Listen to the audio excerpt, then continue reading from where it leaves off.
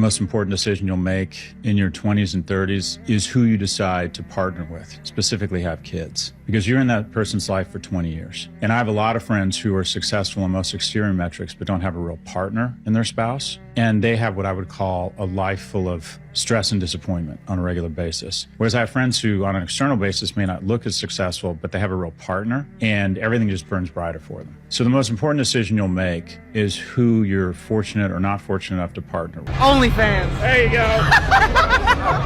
I live with my baby daddy, but we're not together. The red flag for me is I don't like all the makeup. I don't like the caking it on for 2 or 3 layers with the lipstick, the cover up, the this, the pat, and this and that. You just gotta be natural with me. When she leaves me on deliver for an hour. Man, biggest red flag in a female, she got a little boy best friend, but she keeps it a secret from me. A really close guy best friend. Still has her ex on her Snapchat. Blonde girls, yeah, instant red flag. I'm questioning everything. She doesn't leave you alone. That's the red flag. If her feet are ugly. She gotta have them French tips. You can't smoke cigs. Too much giggling when you first meet them. Talking about her past boyfriends. You could be a 10 out of 10, best looking girl on this earth. However, if you do not have a great personality, let's face it, you're gonna last like a month. Yeah, I mean, you gotta. Yeah, I mean, you need to have somebody who you can like talk with and just like be around, because everybody thinks relationships are just like this like 8-month phase of being happy and being like new to it. But you gotta get used to the boring stuff, and you gotta be able to talk to each other as people. I mean, most females, I feel like they should be more submissive, you know, to their man. And I mean, I feel like if they're more submissive, the man could give them what they want. So that's basically it. And just, you know, cook, clean, not argue.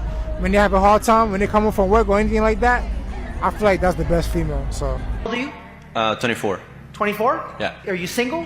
No. Okay, are you married? Well, she wants that ring. She wants a ring? Okay. Okay. Oh, shit.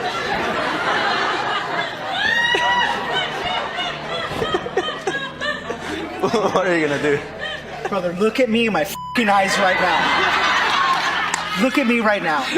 You under no circumstances get married until you know who the f*** you are. I know. Until you're at least 35 years old. Yeah. You understand that? Until you do that, you go make money, you go get healthy, you go live life. If she's the one, she will wait for you. Speak to her with honesty and integrity and love her, but say, I don't even know who I am yet, so I don't even know what I want yet. Does that make sense? I just saved you millions of dollars. If Jesus can't save these fools, why are you trying? What make you think you greater than Jesus? We can't be friends? We can't be friends? I'm down to being cool, like, hey, neighbors. Okay, okay. Alright. No, sorry.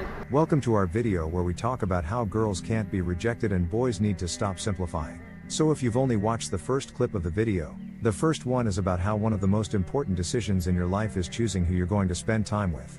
If you decide to spend time with someone, I think the most important decision you'll make in your 20s and 30s is who you're going to work with, and especially have kids, because you're already in that person's community, lived for 20 years. I have many friends who are successful by the most modern standards but whose spouses lack true companionship and who often live lives of what I would call stress and disappointment. Although I have some friends, they may not look so successful on the outside, but they have a real partner, and everything will burn brighter for them. So, the most important decision you will have to make is who you are lucky or unlucky to work with. Speaking of women's biggest red flags, these people have said it all. From your wife having only one fan account to talking to your ex on social media, there are many important red flags you need to recognize and use to stay away from women who end up letting you down. Then we had a guy who said he had a girl, but he wasn't married, and his girl wanted the ring. He was at a Danny Morel event and had Danny walk through the crowd to him and grab him by the shoulder and talk him to reason. What Danny Morel said was true. You shouldn't even think about getting married until you know who you are. You can be with and even live with a woman you like, but marriage is a whole different ball game. Marriage is a contract, and legally you have to assume the responsibilities of being a woman. Women have learned to take this responsibility for themselves. Getting married at an age when a man is financially unstable and has not experienced life is a bad idea. In the past, when life was easier and simpler and men knew their role in a relationship and women understood their role in a relationship, it might have been a good idea. But now that you are not stable, you don't know yourself, and you are going to get married, It is just too stupid. It's important to get to know yourself deeply so that you don't make the costly mistake of marrying someone you later find incompatible. The man in the car made a funny and apt analogy, saying, if Jesus couldn't save these promiscuous women, why would you try? He meant that they had passed the time to be saved. He also said that men just need to stop for women and try to be white knights and try to make sure women feel validated around them, because it's a big trap and a big test for women to put on men just to see what category you put these guys in.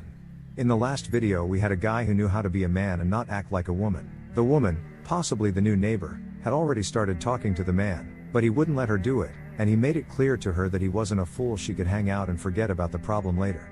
This is a master class on how to be human and not be a fool. We can see in a woman's body language how she feels completely rejected by a man. Modern women clearly don't respect men anymore, and I think most men choose not to talk to these women because they realize it. Men have made their choice, just avoid anything that makes a woman disrespect and demean them. Men find that women's treatment of men deteriorates over time. They choose to put their name, integrity, and respect ahead of the scorn and demeaning women treat them with. Seriously, I myself better avoid women, because I promise I've heard stories of girls harassing women and then calling the police. The guys obviously have no problems. They're just not as attractive, or they may not be making millions. So why should I, or anyone else, expose myself? This is illogical. Also, I believe a large percentage of women are not worth reaching anymore. I think women want men to be recognized in public so they can show off in their circles, embarrass men and feel validated, which is something they may be lacking in various aspects of real life. Overall, one thing is for sure, women have a hard time taking rejection, and sometimes they have nothing to say when a man rejects or ignores them. I think chimpanzees have a responsibility to impress women that they are on top of the world and that the world owes them nothing. Women will truly understand that they are not inherently entitled to all the good things in the world. When people start acting like champs like the last guy in the video clip you see at the beginning of this video. Thanks for watching. Noble men and are part of the series about how girls can't be rejected and guys need to stop copying. Click the like button, subscribe to the channel and let us know what you think in the comments below.